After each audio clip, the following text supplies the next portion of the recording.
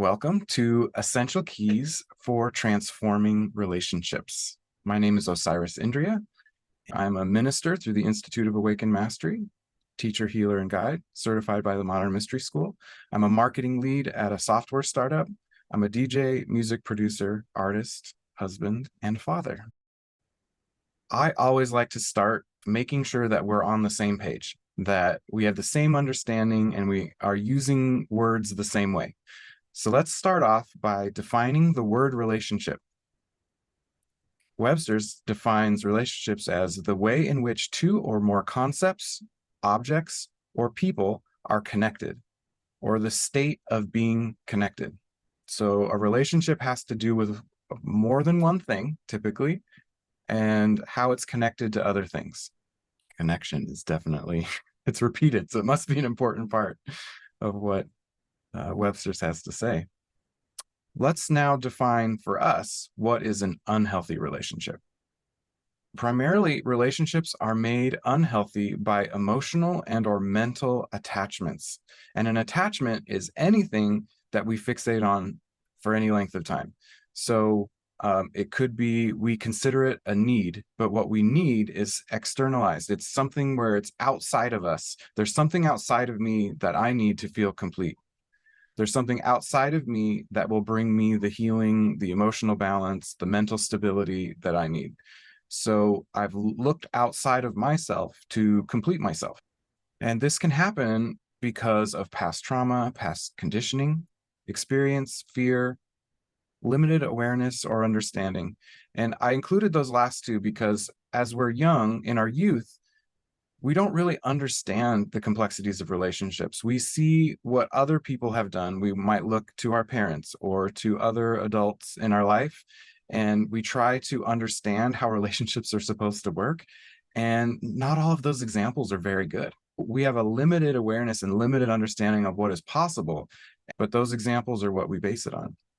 And some of those examples can be traumatic. They can be very bad examples that can lead us to either recreate or to avoid things, which creates other problems. And these attachments can result in codependency, which is a mutual attachment between people, fear of commitment or intimacy, or I know if I get close to this person, they're going to see the things I don't want them to see, and then they're going to reject me. There's the inability to trust. So if we've been betrayed in the past, if our trust has been breached, it's very hard for us to want to trust a new person. Maybe we assume that they're untrustworthy and they have to do a lot of work before we feel comfortable trusting them. There's abandonment or the fear of abandonment. Attachments can make us feel it's better for me to get out of a relationship as soon as it gets sticky, so I don't have to deal with the worst fallout that comes down the line. Or I'm constantly asking the person I'm relating to prove to me that they're not going to leave, to be constantly reassured that this situation is not going to end from abandonment again. And on the worst end, it can even result in abuse, replaying out our trauma cycles from the past. And abuse has many forms, right? It can be verbal, emotional, physical, but all of this comes from some level of attachment, which results from things from our past or things we don't know that we don't know. Society trains us to be attached, to seek others who complete us. How many stories can you think of all revolving around somebody needing someone else to complete them? So like the story of Cinderella, the way it was presented in Disney and others is, Cinderella has this awful life and this magical moment happens that empowers her. But what it's empowering her to do is to catch the eye of a prince who will complete her. So it's not, we're going to empower Cinderella to be awesome and to be the amazing person she has the potential to be. It's no, we're elevating her up to be somebody that can get the eye of a prince to essentially pull her out or rescue her or save her from that circumstance. There's countless examples of this. And if you even look at our language and the way that we talk about relationships, we say things like, I'm looking for my true love. which that's a type of attachment. Why is one love true? And does that mean other love is false? Or we might call a partner my better half. So that's saying that together we're neither one of us are complete without the other. And not only that, I've elevated them to be better than me. Or even worse, sometimes, especially you hear men talk about having their partner be the ball and chain, the thing that holds them down, the thing that ties them down and locks them in. All of this language is all based around attachment, and it happens a lot. It happens more than you might imagine. And if you spend some time thinking about your own language and how you talk about people you relate to, you may discover similar language that really is based in attachment. Here are the stories we tell ourselves when relationships fail. If only they could see themselves the way I see them. So this has to do with falling in love with our image of what someone's potential could be instead of who they actually are, who they're showing us they are today. If only they had listened to me. I tried to tell them what they could do to make this relationship work, and they decided not to listen. So I knew better, and they couldn't do it. So that's an expectation attachment that I let them know what they needed to do and they failed. So that's my expectations that I'm attached to. I am just not ready. I'm not good enough. I'm not in the right place. I'm not capable or deserving of a relationship like this. So now I'm the problem. It's me. It's not you. And I'm just not in the right place. This is not, I have work I need to do first. Placing the blame on the self and having an attachment to me being of the problem and me being unable or incapable of having a relationship. Or we just grew apart, or it was never meant to be. And their responsibility is just out there somewhere. It's no one's fault. It's not their fault. It's not my fault. It's just the universe conspiring against us. So it's an attachment to not take responsibility. Okay, so we've talked about a lot of unhealthy relationships. That's kind of a downer, not the best way to start this conversation. So let's flip that script and start talking about what is a healthy relationship. I've often heard people say, oh, it's when someone listens to me, or when they do the little things that you don't expect, or somebody who acts like chivalrous. They open the door for me, they pay for dinners. And the truth is, every relationship is different. Every connection between me and anyone else is going to have its own flavor, its own way of existing that is healthy. And a healthy relationship, what means healthy in any relationship, has to change because both you and whatever you're relating to are changing. We live in a universe that's bound by time, that's moving and changing through time. And because of that, that relationship evolves through time, just as we are evolving through time. So that definition of healthy changes. So we can't really know what a healthy relationship is. We can't summarize it in one phrase. There's not a quick and easy way of describing a healthy relationship because it really depends. But what I will do today is offer you some keys to help you transform all of your relationships to bring them into a more healthy state and to live a more empowered and powerful life. What if I told you that there are only two relationships? There's one relationship, which I call horizontal, but what it is, it's my relationship to everything outside of me. Everything out there that's beyond my inner world, anything in the outer world is a relationship. How do I relate to everything outside of me? Then there is the vertical relationship, which is how do I relate within myself? How do I integrate all of the various aspects of me into one being? Because this attachment, this fragmenting that happens through attachment, through relationships, through the world outside of me, enrolling me in attachments, it actually works to break down the inner me, my relationship with myself. So I feel disconnected from all of that I am, and I have forced myself to be what is expected of me by the outer world. So most people live in a way where the horizontal, the outer relationships, everything outside of me is dictating how I interact with myself.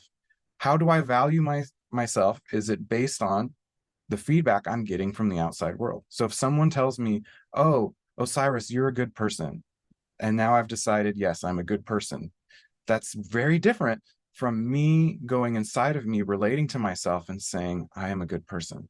And it doesn't matter what people say. Very different thing. Even though the belief might be the same, the outcome might look the same, it is a completely different thing.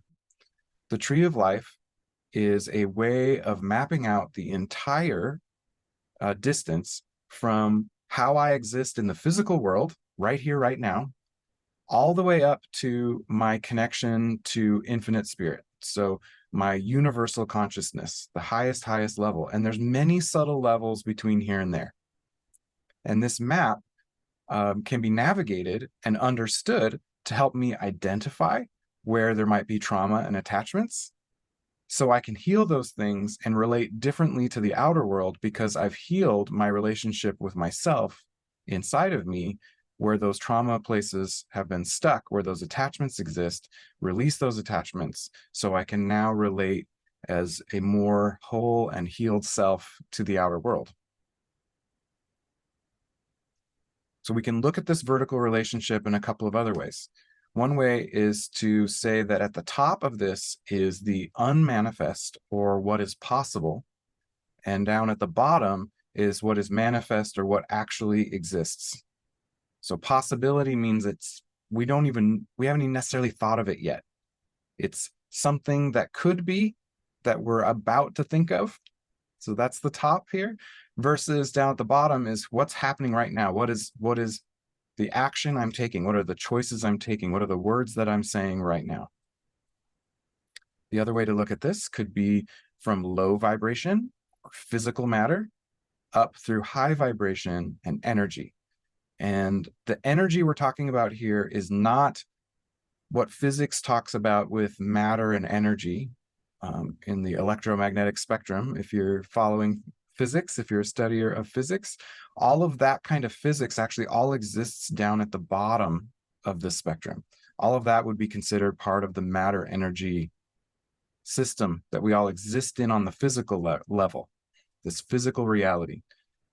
If we go up, we're getting up into spiritual energy, or beyond, things beyond physical. And this is where a lot of people who are very grounded in facts and evidence that they observe in the world feel like, wow, now you're getting out there. You're getting a little woo-woo. You're talking about things that can't be known. This is a belief system. It's all well and good. But in the mystery school tradition, we have ways of practically interacting with and measuring results from interacting with these forces beyond the physical reality. And I have had experiences, and I've helped other people have experience of this for themselves, to know that as we integrate and heal, we can elevate ourselves up this vertical to relate to ourselves at higher and higher levels, where we can access more and more of this spiritual energy, or this universal connection to all things. And the bottom line of the spiritual energy is it's essentially an infinite continuum. So on some level, I am infinite. On this level of the physical, I am finite. This body can only exist for some period of time. So one of the fundamental concepts within the mystery school tradition is I am an infinite being, so the top of the spectrum, having a physical limited experience down at the bottom. And I'm all the things in between.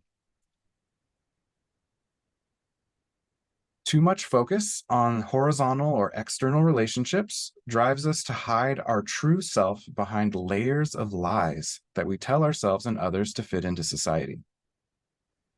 Over time, we begin to believe these false selves are real, and we call them a personality, and we defend it with our lives.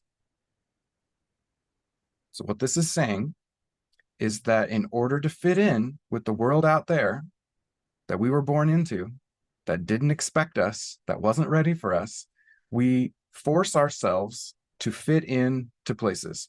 An example could be you're getting a job as a teenager. Maybe it's your first job. And what job do you get? You get the job that somebody else has left behind.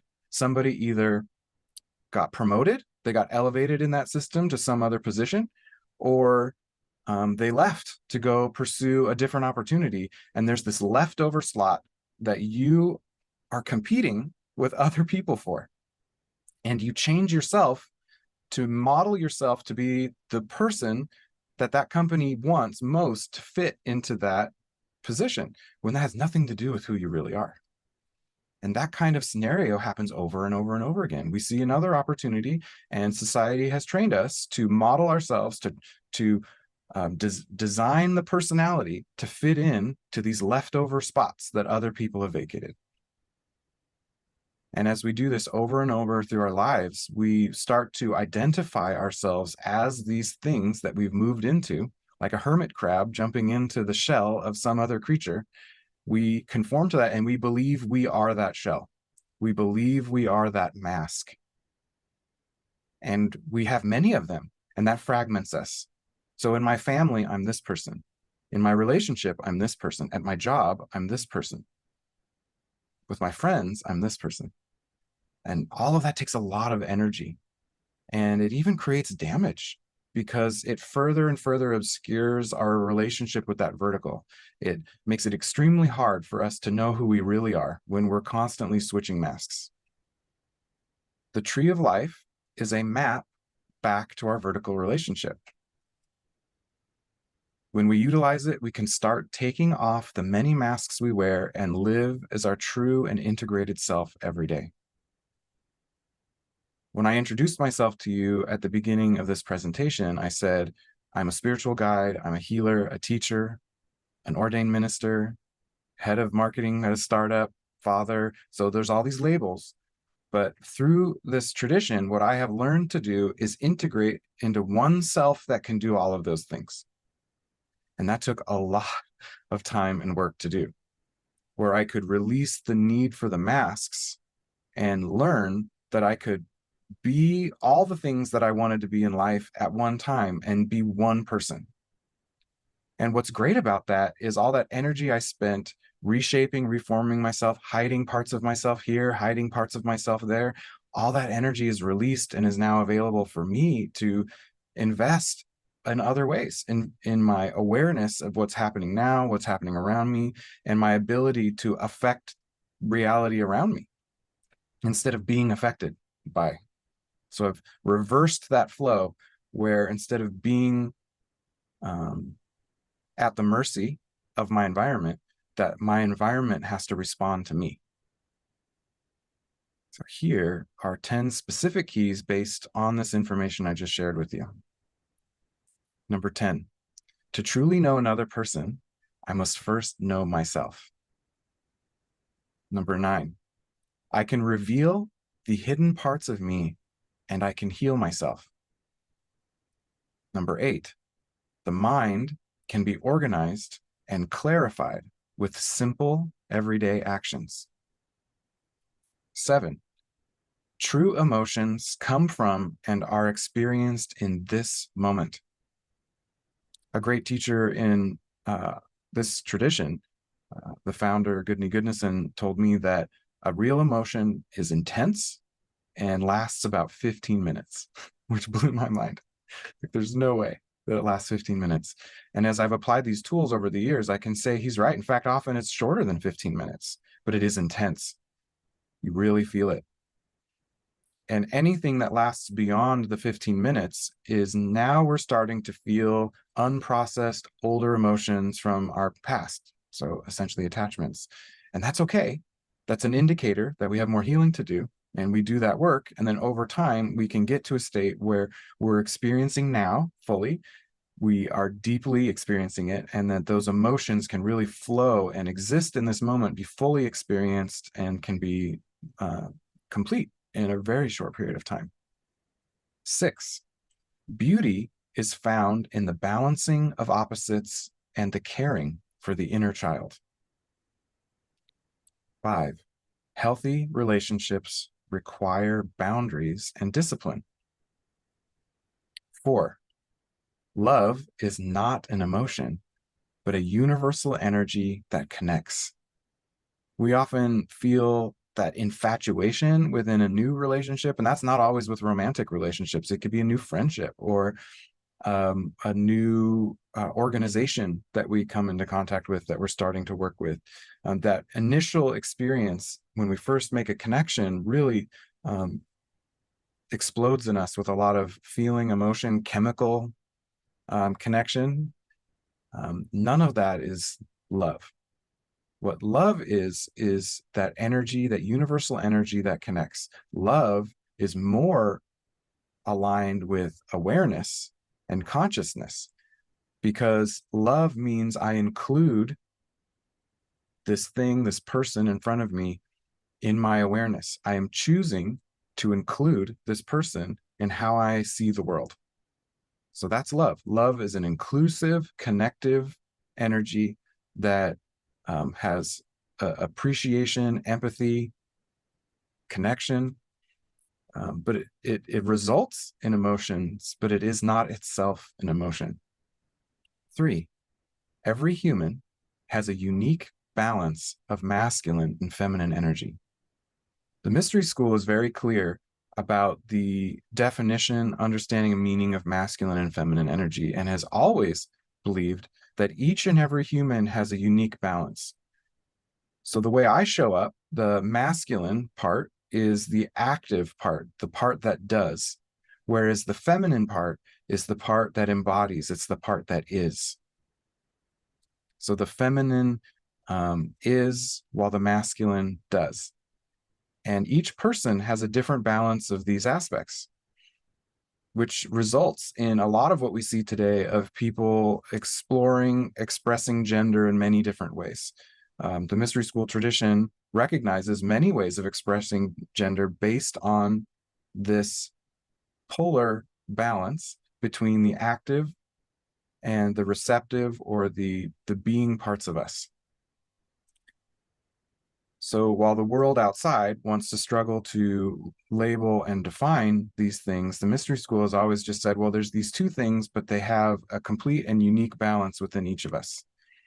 And just because my anatomy may be one way, or any way that it is, the way that those energies balance in me may or may not be directly reflective of that. 2, I am a spiritual being having a physical experience. I mentioned this before. So my primary nature is spiritual. It's infinite. I have never been born, therefore I can never die. I've always been. And yet there's a part of me that is having a limited physical experience.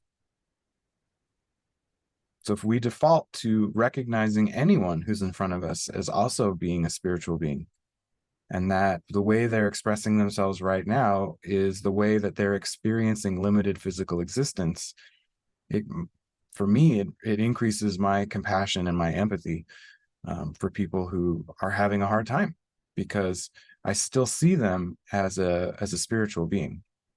And just maybe right now they're having a challenging physical experience. Number 1, I am responsible for everything that I am experiencing in my life. Now, that doesn't mean that I caused it. What it means is I'm responsible, meaning I am the one who chooses how I respond to everything I'm experiencing in my life.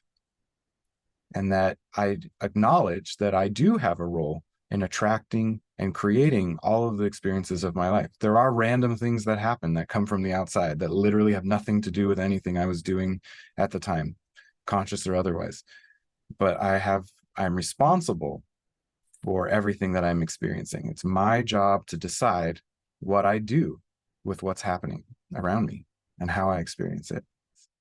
Let's just take a moment to feel it first. There's a lot of ideas in there. For me, the feeling of all of these statements is extremely empowering. It feels connected. It feels true. And I have enough practical experience in my life to know for a fact that these things work. So this is not a belief system. For me, this is all coming from direct experience but it started out as tools that I learned from other teachers within this tradition.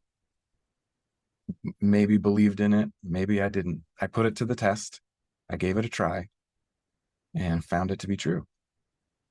So let's talk about where all of this comes from. So this is a documented, unbroken line of oral tradition, a system for maintaining the integrity of the tools and teachings. So what I've just defined here is mystery school. What is a mystery school? It's a documented, unbroken line of oral tradition. The oral part means that the teacher and the student were in the same room, that words were shared.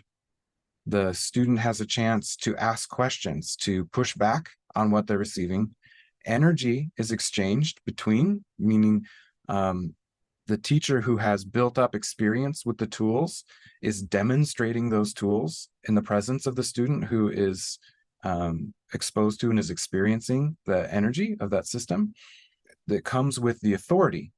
The tradition or the lineage, that line, is all about sharing this information, this energy, but also bestowing the authority on the student to use these tools, which maintains the integrity of the teachings over many thousands of years. Now, integrity doesn't mean that we do everything today exactly how it was done 3,000 years ago with King Solomon the Wise. How he did things was right for his time and his age. And over time, it has evolved. But we've still used this oral tradition of teacher to student teaching to ensure that the way it's passed down still holds the core of what worked in Solomon's day, even though some elements of the way it gets expressed may adjust to fit the times. King Solomon is written about in the Bible and the Torah. He's the son of King David. He was radically different from his father. King David was a warrior king. He managed and ran an empire through conquering neighboring tribes and areas, whereas Solomon felt like, if we are going to truly master ourselves, if we're going to live as spiritual beings having a physical experience, maybe we shouldn't be fighting each other. Maybe the other tribes that we have believed we needed to dominate and rule, that really we need to be collaborating. Maybe they have pieces we've been missing. What can we do to share and connect all of what works for all of humanity, bring it into a single system so we can all live together and fulfill our birthright, which is to co-create together with ourselves, with God, with nature and the universe. So he knew we all had divine potential and dedicated his life to making that happen, and opened up the doors of his temple to the holy people, the wise people of many traditions all over the earth, to find a system that works. And that same system is what we continue to work with today. So here is a picture of me teaching a Kabbalah class based on this exact same tradition. And the organization that manages this and certifies me as a spiritual guide, teacher, and healer is the Modern Mystery School.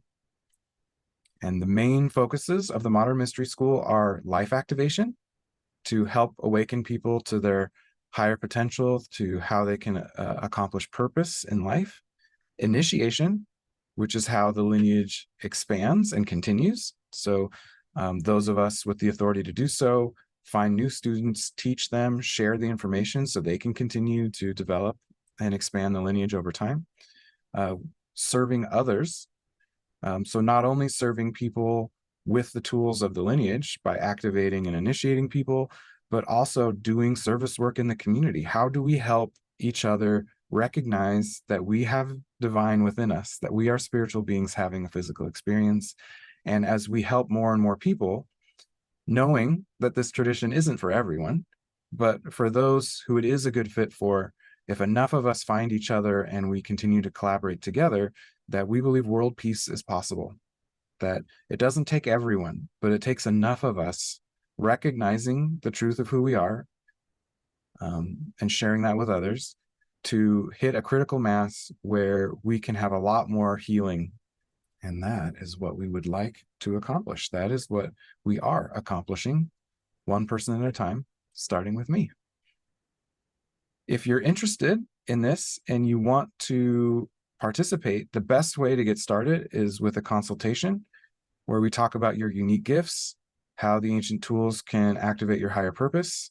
I learn about your goals, your aspirations, your challenges, and we come up with a plan for how we can start working with these tools to empower you and get you going a lot faster.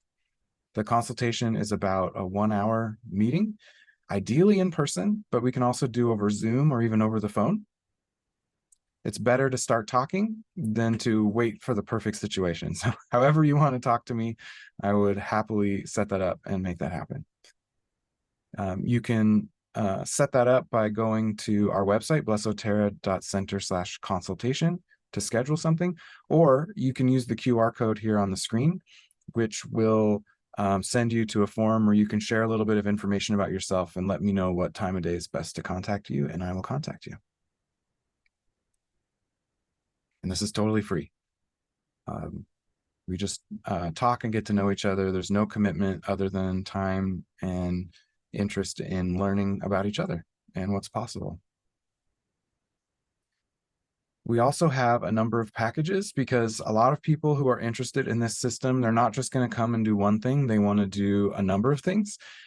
So if you're ready to commit to the path and you want to save up to 20% by choosing a package, if you commit to more things, then we do our best to make it easier by reducing the cost significantly. The main packages we offer are an activation package, which includes a life activation session, which is about 2 hours, a full spirit activation, which is another 2 hours, about 2 weeks later, and a personal clearing to help eliminate negative energy. We have an empowerment package that is everything in the activation package, plus the Empower Thyself class and initiation into the Mystery School tradition. So that's 2 days of tools, knowledge, energy, and an initiation, which gives you the authority to use the ancient tools that have worked for people for thousands of years.